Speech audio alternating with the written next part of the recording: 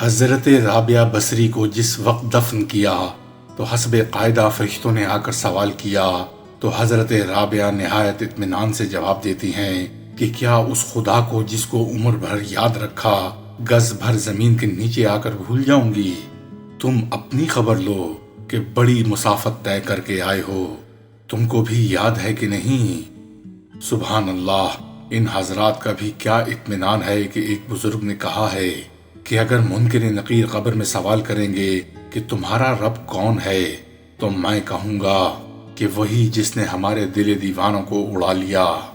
حضرت رابعہ بصری رحمت اللہ علیہا ایک ہاتھ میں پانی اور دوسرے میں آگ لے کر ایک بار جا رہی تھیں اور کہہ رہی تھیں کہ آگ سے جنت کو جلاؤں گی اور پانی سے جہنم کو بجھاؤں گی تاکہ لوگ جنت اور جہنم کے لیے عبادت نہ کریں۔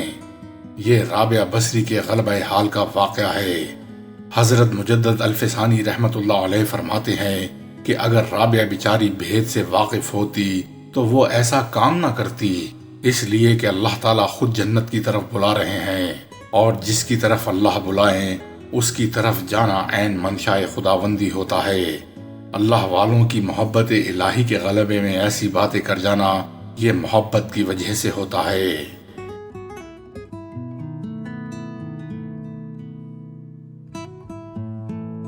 حضرت شفیق بلخی رحمت اللہ علیہ کہتے ہیں کہ میرے دادا کے پاس 300 گاؤں تھے، لیکن جب ان کا انتقال ہوا تو کفن دینے کے لیے کفن کا کپڑا تک موجود نہ تھا۔ انہوں نے اپنا سارا مال اپنے سامنے ہی صدقہ کر دیا تھا۔ ایک مرتبہ وہ ترکی تجارت کی غرض سے چلے گئے۔ اس وقت وہ نوجوان تھے، جہاں تجارت کرنے گئے اس قوم کا نام خلوخیہ تھا اور وہ بتوں کو پوجتی تھی۔ میرے دادا بت خانے میں داخل ہوئے تو دیکھا کہ ان کا عالم سر اور داڑھی کے بال مونڈے ہوئے سرخ ارغوانی کپڑے پہنے ہوئے ہے۔ اسے حضرت شفیق بلخی نے کہا کہ جو کچھ تو کر رہا ہے سب باطل ہے، تیرا اور اس ساری مخلوق کا ایک مالک ہے، اس کے جیسا کوئی نہیں ہے، دنیا و آخرت اسی کے لیے ہے، وہ ہر چیز پر قادر ہے اور ہر مخلوق کا رازق ہے۔ یہ سن کر بت کدے کے خادم نے کہا کہ تیرا اپنا فعل تیرے قول کے مطابق نہیں ہے۔ تو حضرت شفیق بلخی نے کہا وہ کیسے؟ اس نے کہا تیرا خیال ہے کہ تیرا ایک خالق ہے جو ہر چیز پر قادر ہے، حالانکہ تو خود مشقت برداشت کر کے اتنی دور روزی کمانے آیا ہے۔ اگر ایسی بات ہوتی جو تو نے کہی ہے تو تیرا مالک تجھے وہاں بھی رزق دے سکتا تھا اور تو اتنی مشقت سے بچ جاتا۔ حضرت شفیق بلخی کہتے ہیں کہ اس ترکی کی یہ بات میرے زہد کا سبب بن گئی، چنانچہ انہوں نے اپنا سارا مال صدقہ کر دیا اور علم حاصل کرنے لگے۔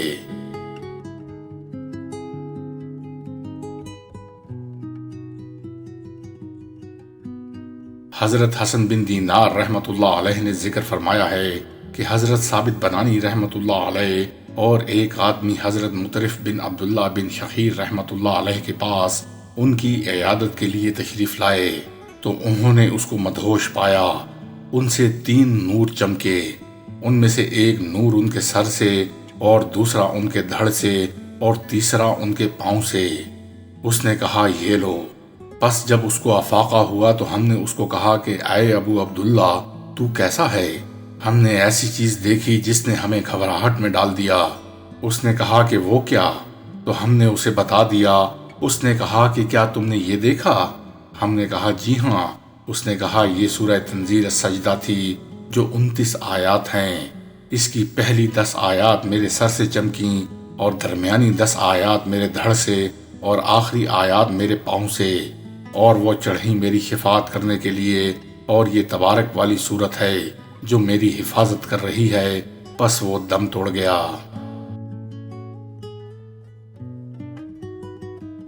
یوسف بن حسین کہتے ہیں کہ جب ذوالنون مصری رحمت اللہ علیہ سے میری جان پہچان ہوئی تو میں نے ان سے پوچھا کہ شیخ آپ کی اس حالت کی ابتدا کیسے ہوئی؟ انہوں نے بتایا کہ میں ایک کھلنڈرا نوجوان تھا، پھر میں نے توبہ کی اور سب کچھ چھوڑ چھاڑ کر حج کرنے چلا گیا۔ میرے پاس بہت تھوڑا سامان تجارت تھا۔ حج کے بعد مصری تاجروں کے ایک قافلے میں شامل ہو گیا۔ ہمارے ساتھ ایک نوجوان بھی شریک ہوا جو نہایت خوبصورت تھا، گویا اس کا چہرہ چمکتا تھا۔ دوران سفر قافلے کے امیر کی رقم کی تھیلی گم ہو گئی۔ اس نے قافلے کو رکوا دیا اور سب لوگوں کی تلاشی لینا شروع کر دی۔ جب وہ اس نوجوان تک پہنچے کہ اس کی تلاشی لیں، یہ نوجوان چھلانگ لگا کر دریا کی موجوں میں جا بیٹھا اور ایک موج اس کے سامنے دیوار کی طرح کھڑی ہو گئی۔ اس نوجوان نے کہنا شروع کیا کہ اے میرے آقا، ان لوگوں نے مجھ پر تہمت لگائی ہے۔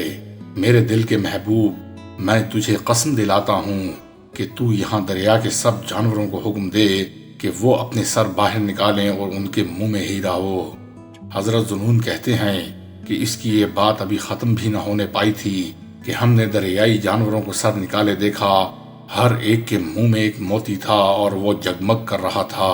پھر نوجوان اچھل کر کھڑا ہوا اور پانی پر چلتے ہوئے یہ آیت پڑھنے لگا: ہم تیری ہی عبادت کرتے ہیں اور تجھ ہی سے مدد مانگتے ہیں۔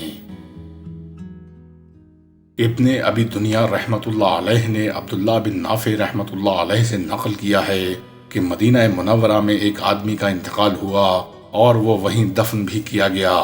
اس کے چند ہی روز بعد ایک بزرگ نے اسے خواب میں بہت ہی دردناک عذاب میں گرفتار دیکھا۔ اس کی تعذیب و تکلیف پر ان بزرگ کو بڑا افسوس ہوا، مگر بیچارے کر ہی کیا سکتے تھے۔ ایک ہی ہفتے کے بعد وہ پھر خواب میں دکھائی دیا تو معلوم ہوا کہ اب وہ جنت میں موج کر رہا ہے۔